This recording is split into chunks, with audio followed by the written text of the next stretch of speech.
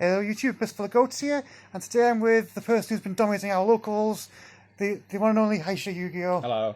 Yeah, she's back again. Yeah, we've rated the spice this time, as in meta. As in cancer. Cancer, this deck's crazy. Yeah. I'll show you why. Honestly, so today we're going to show us... Labyrinth.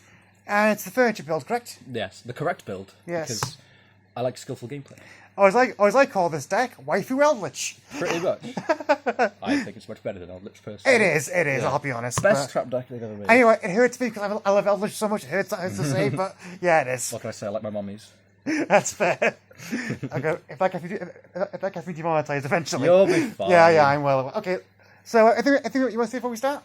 I think this deck is probably tier 2. Probably tier 2. So I think post Age of Overlord, it'll get much better. Oh yeah, that reminds me. We're going to see the new cards today as well. Yes, we have been playing with the new cards. They are crazy. This deck was already like decent going second, but now you have much stronger plays for going second. Yeah. I would know. I keep getting forced to go second. Yeah. You've won like one dice roll in the last few events, isn't it? Yeah, for the past 2 events before today, I lost every single dice roll and never lost with it. All right. You ready to get into it? Yeah, all right. So go ahead. We will start with our 3 Ariana. This is our Stratos. Gets any Labyrinth card. Oh, sorry, could you just move it a bit forward? Yeah, sure. Thank you. So we have three Ariana. Searches any lab on normal or special summon, and a second effect.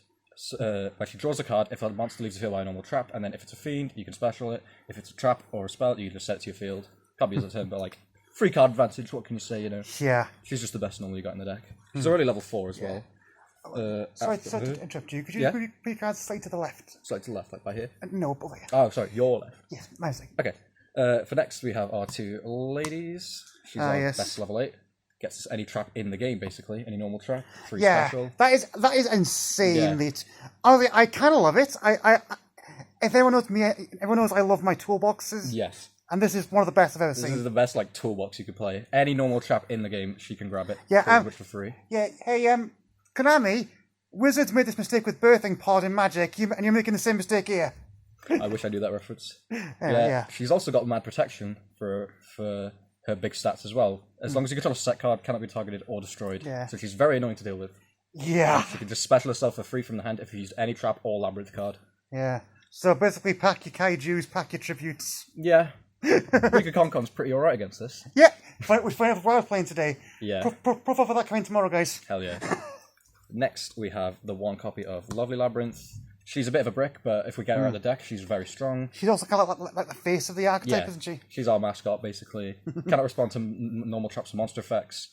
Set any normal trap from the game in your graveyard back onto the field, so she just recurs everything. Because basically all our normal traps are one-offs apart from the in-engine stuff.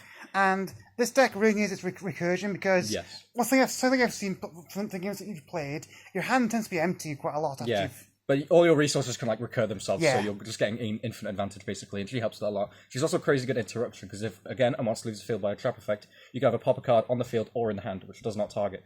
So if you can set her up turn 1, you can get potential hand rip, or she's just good interruption. There is a combo I'll tell you about where you can get a hand rip turn 1. Yeah. It's very easy to do.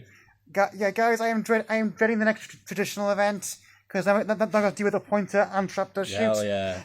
6 cents as well. Oh, don't remind me. For next, we have our new card, 3 copies of Arius.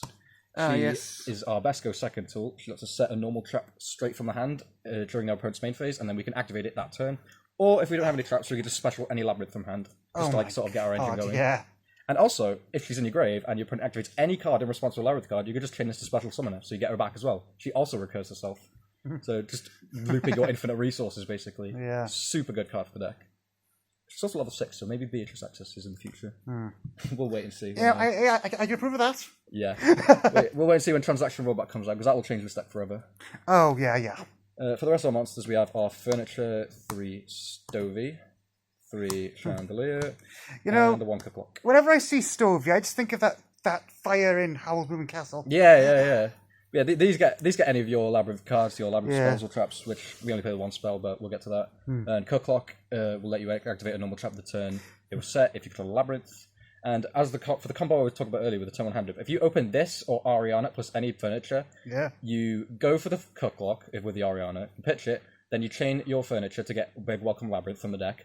This can then add itself back to hand or special summon itself, And if you special summon it, your big welcome will now be live, where you summon the Lovely Labyrinth from the deck, which will then bounce this to hand, and then Lovely Labyrinth has seen that a monster has left a few wire traps, so they can just pop a card to your opponent's hand for free turn 1.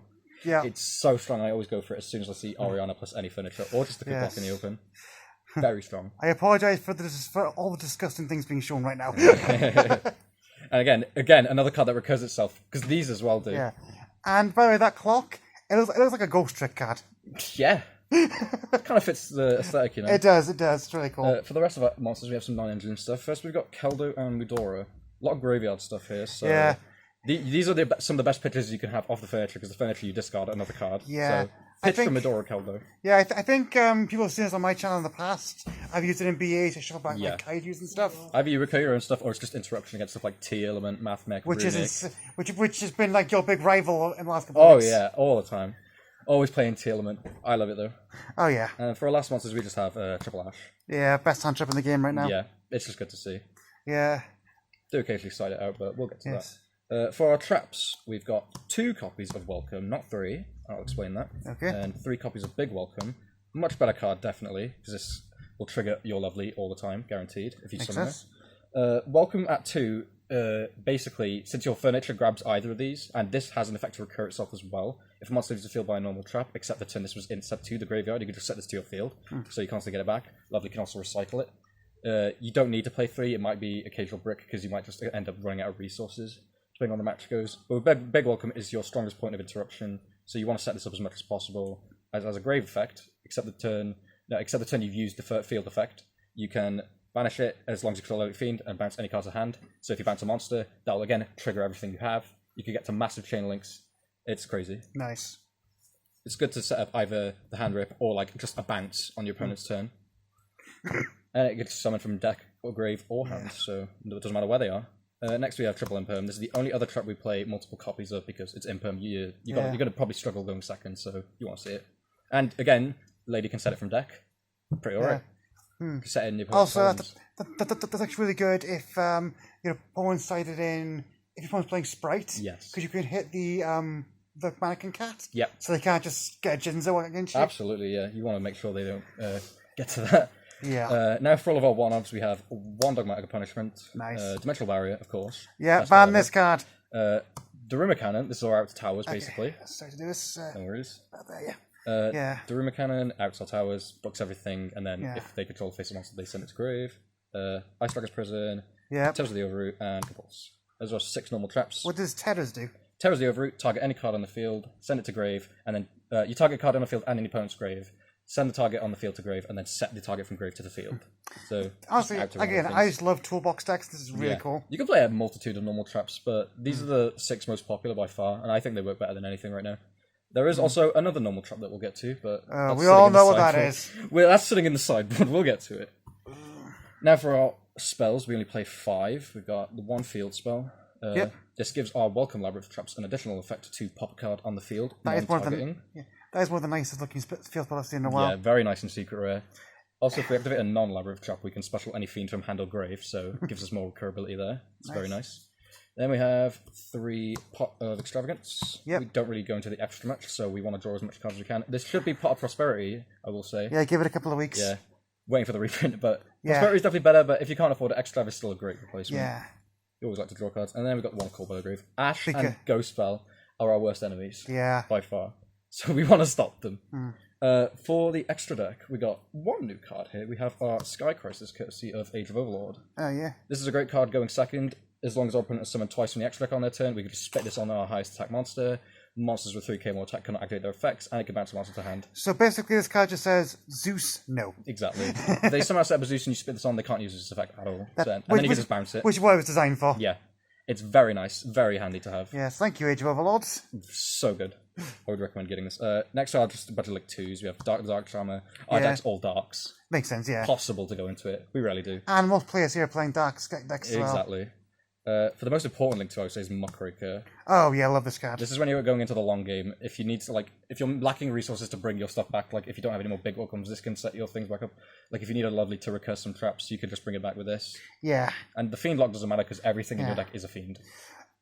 Yeah, exactly. Super strong card for this deck. We also have 2 Nightmare Phoenix because, again, we play Pot of Extravagance and, It's probably just want to pop some annoying floodgates. Maybe there's a royal decree on the board or something.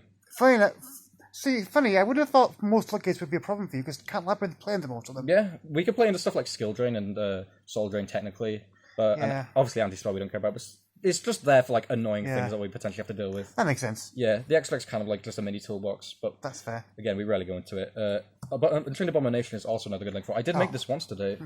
Didn't win the game, but it's just a nice option. Yeah. Honestly, there's a lot of synergy between these two decks, Unchained and Labyrinth. Yeah. All Fiends, Dark Fiend. Yeah, the Fiend pile deck. Yeah. He's always a nice guy.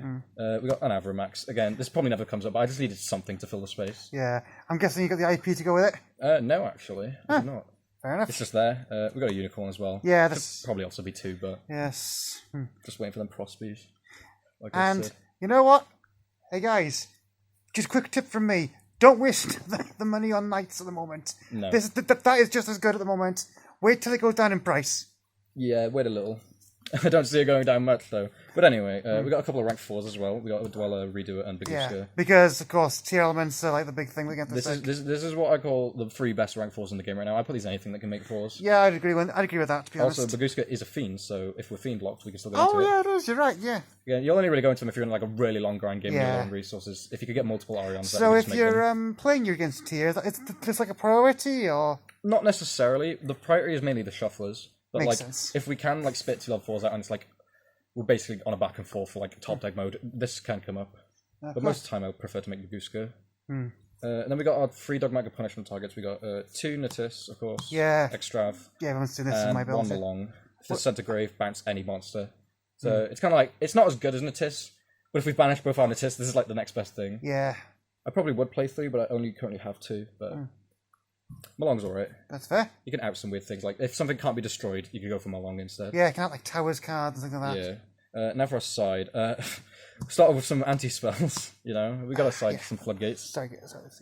Yeah, anti-spell. I mean, Runic is still big in our locals. Yeah.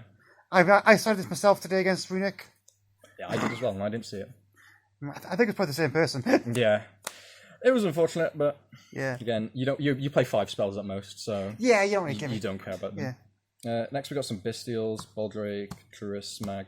Realistically, it should be 3 Druris, but I like the option to have the banish off of Baldrake and the Search for Magnumite, personally. That makes sense. Yeah. But with Druris, it's a good target for this card. Yep, the Eradicator. Again, ban this shit. We do not main this because it's kind of dead going second, but if we go first, we could just cheese the whole game basically against spell heavy decks. Yeah, again, I enjoy playing this in Libromancer, and I'm making this promise on video now. I will one day virus this deck. I've been hit with a virus myself against a branded player. Yeah. That was not fun. A poo meme. You know how it feels. Yeah. But yeah, ban this card. Yeah. It's not fair. Although I'm sure they'll find something else to generate if they do ban it. Yeah. Next we got more hand traps. We got a couple of Nibiru's. Oh yes, the Rock. It's a good card, you know. Nib's good. Yeah, because for some reason a couple of players at our locals haven't got the memo that Cash is dead. Yeah. I like that. He comes up. Next we got Playset of Droll. Oh yes. Probably the best hand trap in the game, but right now definitely. Not gonna hit everything, but if we know we're against the deck that wants to search, we just put this into the Ash. Like the deck I showed last week, this card just pretty much kills it. Unless I open nuts, Libro just can't play into this. Yeah, with all my matchups, I'm pretty much always going into it. It's just so good. Yeah. For our last 3, we've got a playset of Lord of Every Prison. We know people are going to side Harpies and Lightning Storm. There's nothing you can do about that, so we throw this in going first. We don't want our back row being pumped. Makes sense. And also it can just set like a Pot of Extravagance or something from deck. That makes Frosty sense. if you have it. So, or even a Welcome if you're out. Yeah. So like I said, this deck's topped the last 3 weeks on the trot. It finally got the streak broken tonight. Yeah, unfortunately. It finally got Brock Lesnar. And so yeah, but it's still one of the best decks in the game right now. Super strong, yeah. Yeah. So yeah, thanks again, Haisha, for coming back on the channel. Always a pleasure. Thanks for having me. Guys, see you guys in the next video. Bye-bye.